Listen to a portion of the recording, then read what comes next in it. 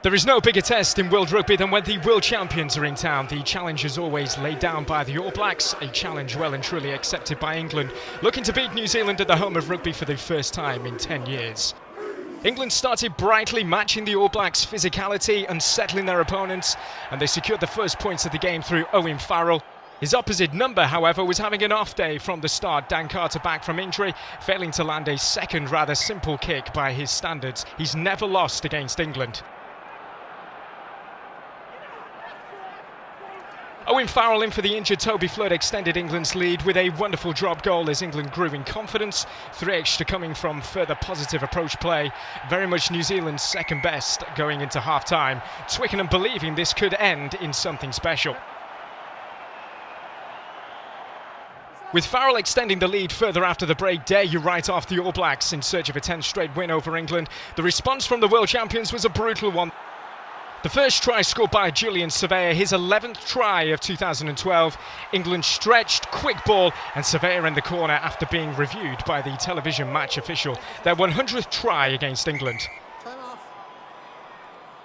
Carter converted, and before you knew it, the All Blacks powered their way back into the match. Corey Jane at the centre of New Zealand's onslaught, off the wing, and it was Kieran Reid who would eventually touch down, scoring at Twickenham just as he did in 2008, and it was game on.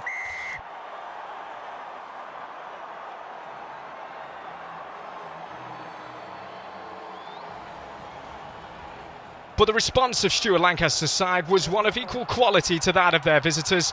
A superb break from Brad Barrett, breaking the All Blacks line to link up with fellow centre Manu Tuilagi, returning back to the Saracens man to score his first try for England, and what a time to get it. Twickenham was rocking. If that was good, it got even better for the home side. Manu Tuilagi breaking through Dan Carter, McCaw and Smith, with Chris Ashton in support, supplying the Saracens winger for his first try for England since the World Cup. There was no catching Ashton. The familiar Ash the Splash celebration saw England go further ahead. England had never scored more than 31 points against the All Blacks. That was to change when Tuilagi, involved in England's 2 tries already, intercepted Kieran Reid's pass on the New Zealand 10-metre line. His 9th try for England, adding to scores against Fiji and Australia. It was turning into an afternoon which would see records ended and the world champions humbled. There was to be a late flurry from the #1 ranked team. Julian Surveyor scoring his 2nd try of the afternoon, showing some great hands in the build-up. However, it was too little too late, and Stuart Lancaster had his first win over his side from the Southern Hemisphere and ended New Zealand's unbeaten run.